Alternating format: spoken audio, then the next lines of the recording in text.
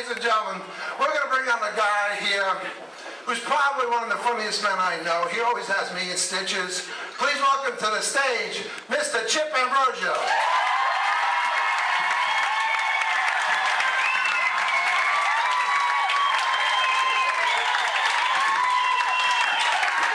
Let's hear it for Tim, everybody. Tim Davis. Tim, loved your work in The Princess Bride. You were wonderful. By the way, Tim's wardrobe tonight is sponsored by the exclusive Fee-Fi-Fo-Fum line for the casual male over 8 feet tall. Well, I gotta thank all you guys for coming out tonight. Give yourselves a hand. But let me tell you, the hardest thing for any comic to do is to perform in front of people that you know. I remember the first time I performed for my dad. I was 15 years old. I was watching Charlie's Angels in my room, and I forgot to lock the door.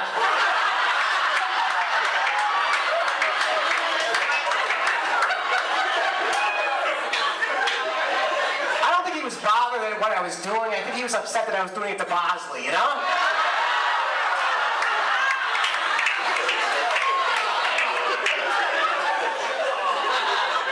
It's a big night for me. My wife is here tonight. Let's hear it for Jean.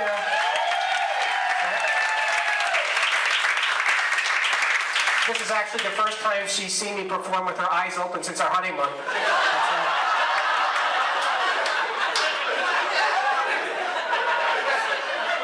And don't yell out the instructions you usually give me. Get off my hair, hurry up, I want to watch my show. You know?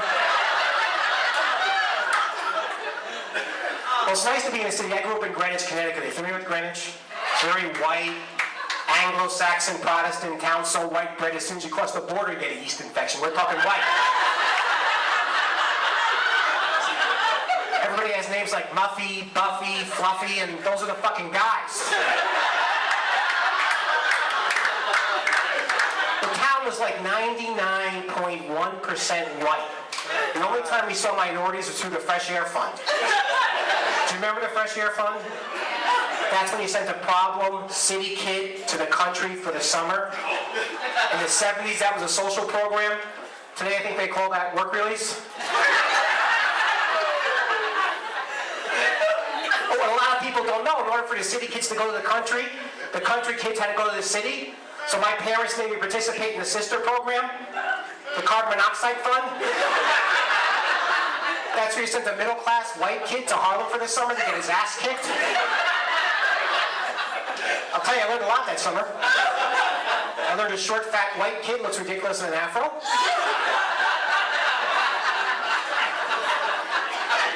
I learned government cheese goes with just about anything.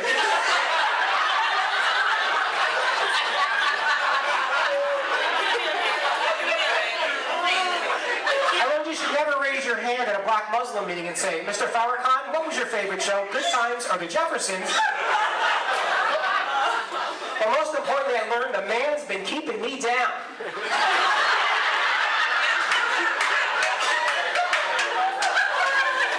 I'll be pausing as if there's laughter, folks, okay?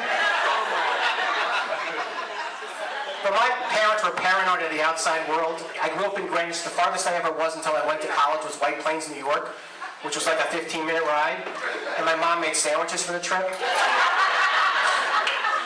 It's like we all lived on one street. Every house was an Ambrosio. It was like the Kennedy compound, only with less ambition and more retardation. You see, at least the Kennedys had the good sense to lobotomize the feeble-minded. We just called ours Grandma and Grandpa. I was the only one that ever left Connecticut. I was the only one that ever left the state, well, unless you count my sister, and she had to be extradited. Can I share something with you? I recently lost 25 pounds. Can I get a little applause for that?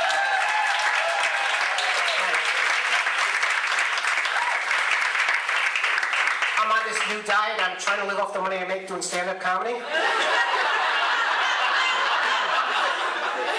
couple more gigs like this, I'm going to be body doubling for one of the bulimic Olsen twins, you know? But you know what happens? You don't hate ridiculous weight loss ads. And the stupidest one is when you get some guy that's just dropped a ton, and then they make the guy pose in a pair of his big old fat pants. You ever see the guys like standing there like that? And then sometimes to accentuate the point that the guy's lost half a person, they stick one of his little children in his pants with him. Now, Diet Center calls that motivation. Most states call that a felony, you know? I'm standing there looking at the 6-year-old boy in the guy's pants. I'm thinking, who is this supposed to appeal to? Certainly not me. Maybe a few chubby members of the Man-Boy Love Association. A couple of fat priests. All right, the Pope's in town tonight. I take that back. Because you never see a fat priest.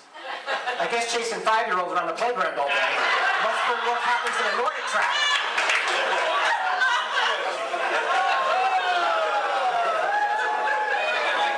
You're a sick little group, I like you folks.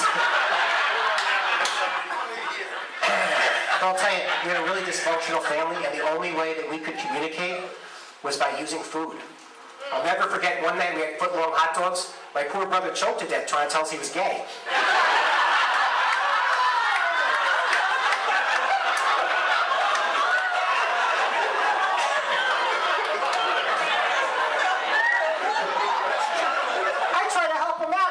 Behind him, applied the Heimlich maneuver. My parents thought I was coming out too.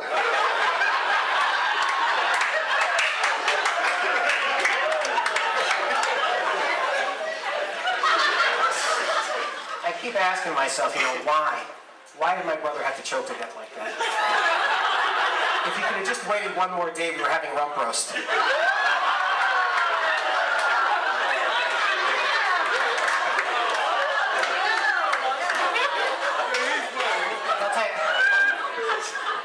I was no stranger to tragedy growing up. Our next door neighbors, the Vitalis, every year one member of their family would go in the garage, start the car, close the door, kill themselves. It was tragic. Yeah.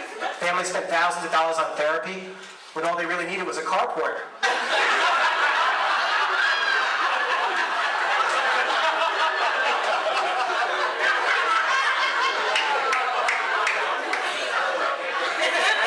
Mom, she agonized over the bereavement gift. She's like, Chip, where do you get somebody at a time like that? I'm like, Mom, how about a garage door opener? It was like a cult. It was like Jonestown, or living next door to Heaven's Gate.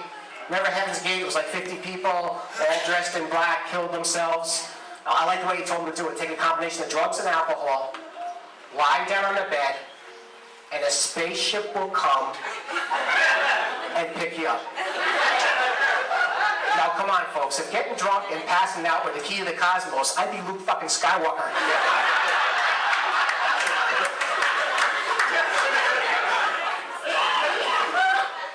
I had a little drinking problem, so I went to AA, and they told me in order to get better, what you have to do is replace one addiction with another. That's why I took up stand-up. But it turns out comedy is just as addicting as drugs or alcohol. That's why I think stand-up needs a methadone program. Before you stop yourself, before you do something really tragic, like right now I'm thinking of a show in New York City on a Saturday night. But when I was in detox, I used to lay awake at night and I'd ask myself really deep questions about my recovery. I'd ask myself things like, does a 12-step program work for someone in a wheelchair?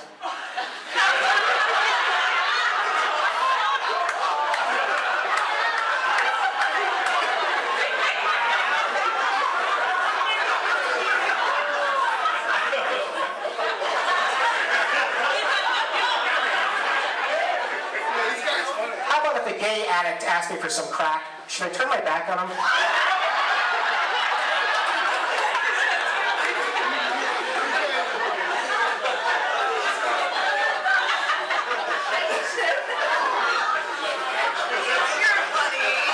I'll tell you, 10 years ago I weighed 275 pounds and my parents had an intervention so I could deal with my food issues, which would have been great if they all weren't obese and had it catered.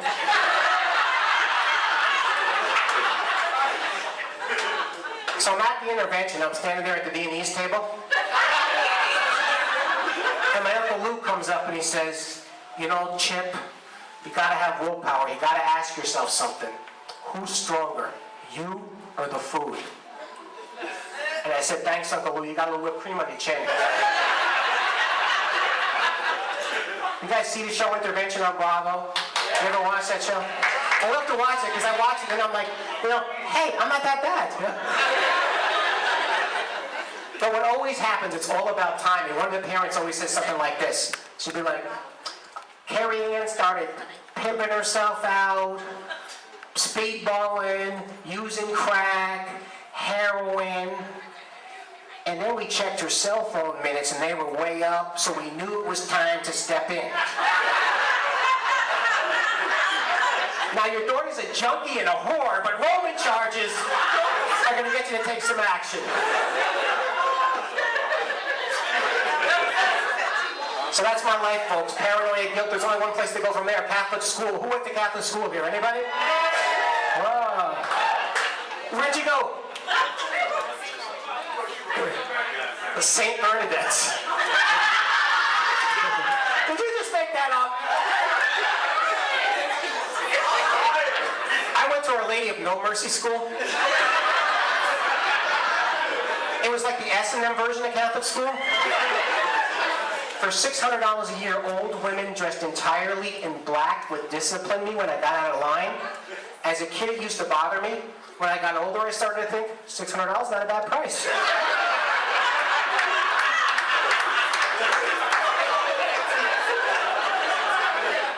We had typical Irish Catholic clergy. The priest drank like fish. They drank so much our patron saint was St. Pauli girl. It was embarrassing, I'd get in line for communion. By the time I get to the front, a quarters game would break out. I mean, you really start doubting your faith when the Archbishop bounces the Lord Jesus Christ into a mug and points to you and says, drink, faggot.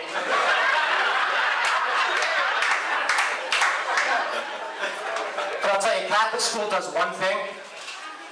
It screws you up sexually for the rest of your life. Am I right? Your husband's nodding over there. I mean, 15 years of Catholic school left me with a fetish. Anything, and I mean anything in a pleated skirt gets me going. Going through puberty, all my friends were hiding Playboy under their bed. I was home pleasuring myself to Bagpiper monthly. I mean, to me, Braveheart was a porno flick. You know what I'm talking about? And I'm not getting any better. Every year I go to the St. Patrick's Day prayer with a roll of singles. I need help. It was my wife's birthday last week, and I wanted to come up with a new and different gift idea for her. She likes books. She just got this new book. It tells you how you can use everyday household items as beauty aids. Now, ladies, I don't know if you know this, but a lot of salons use kitty litter as a facial mask. Do you know that? Yeah, it's clay. So my wife comes home the other day, pours herself a glass of wine, puts on some soft music, applies the mask, closes her eyes, cat pee on her face.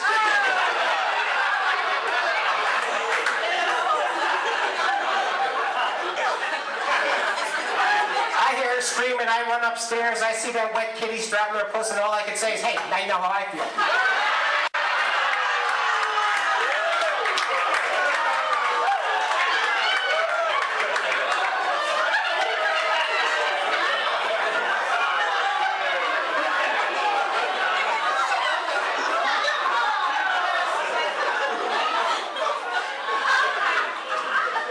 Another tip, ladies, fruit has rejuvenating qualities. If you put mashed bananas in your bra, the potassium will keep your breasts up all night long.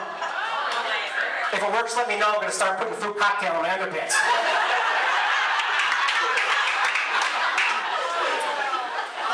Another tip, you got cellulite, you rub coffee grinds into your thighs, and it gets rid of cellulite.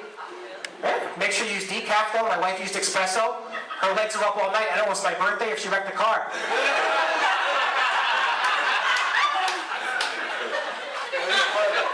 Where's my Horizon people? Let me hear my Horizon people. Yeah. I'll tell you, I don't know a lot about healthcare. Up until a couple of years ago, I thought HMOs were guys that liked each other. You know what I mean?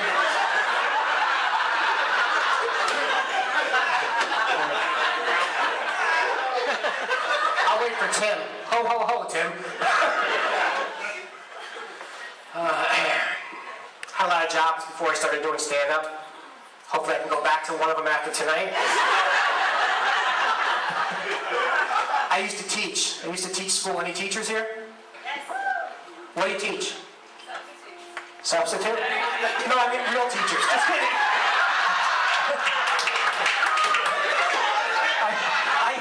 I used to teach special ed. I worked with kids, problem kids, to improve their motor skills. I knew I was really reaching them the day they stole my car.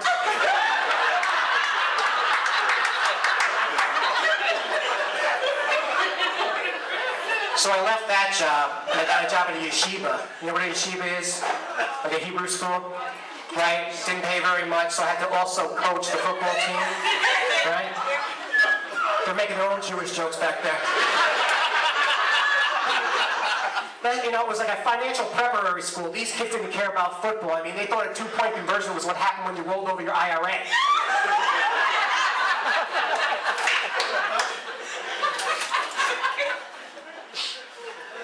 Talk amongst yourselves and listen to my career pass me by, okay? We got parents in the audience? Anybody expecting? Sir? That's great.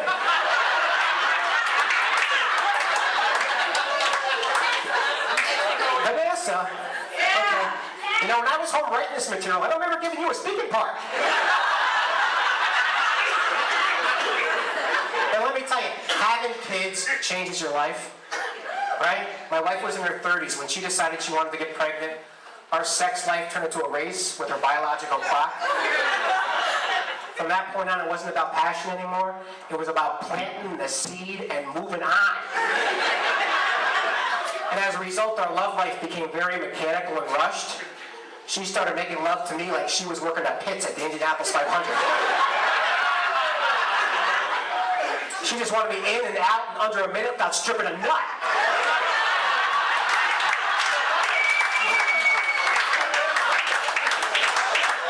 I'm telling you, she was obsessed. Like her lingerie should have been sponsored by STP. You know? And God forbid if I should want to spice it up, like introduce a little foreplay, she'd start yelling at me. What are you doing? Don't worry about that. Get away from there. You want something to eat, make yourself a sandwich.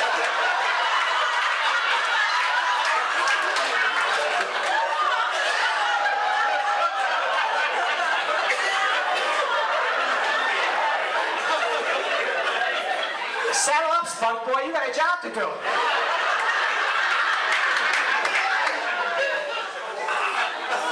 It got to be like I couldn't relax anymore. I started feeling like she was holding a timer on me. Like when I finished, she started waving a checkered flag and a parachute would pop out of my body. But I was the happiest guy in the world when she finally told me she was pregnant, because all that trying started to cause a lot of friction between us. Caused so much friction we couldn't use KY jelly anymore. We had to use Valvoline. I'll tell you, a little more expensive, but it did protect our important parts from viscosity and thermal breakdown.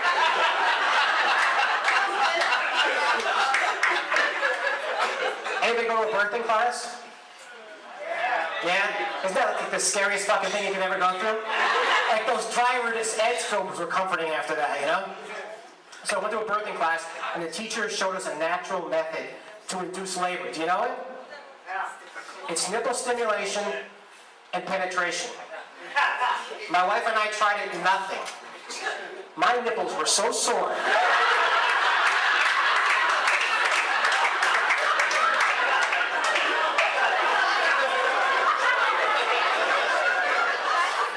And if you've noticed, I'm not sitting down up here either.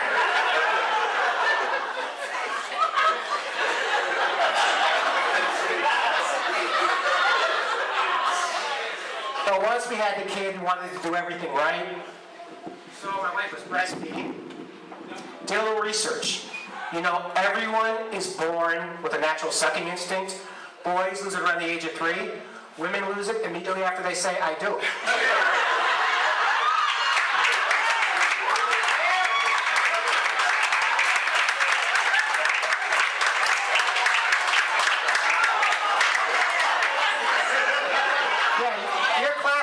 Figure it out myself. So kiss the dog after he licks his butt, but that is disgusting, you know?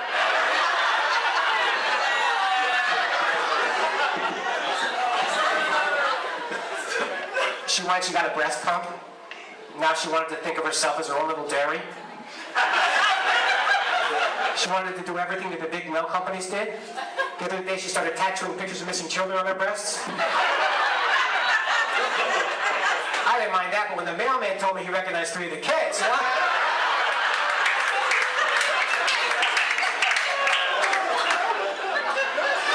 The least the guy could have done was wipe off the milk mustache, you know what I'm talking about?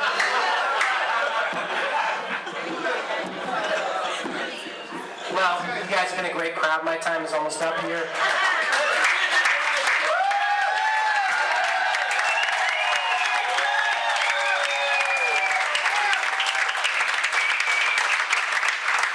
I always like to leave you with something inspirational. I'll wait for the order. Last week I did a show for Americans with Disabilities. I was there, going to the show. I see a guy in a wheelchair. He's pushing himself, trying to push himself up the ramp. He's having a hard time, so I go over to help him. And I said, God, it must be tough to be stuck in this chair all the time. And he said, you know what he said? He said, the only disability in life is a bad attitude. And I was like, wow, tell me more. He said, fuck off. My name's Chip Ambrosio. Let's bring Tim Davis back up.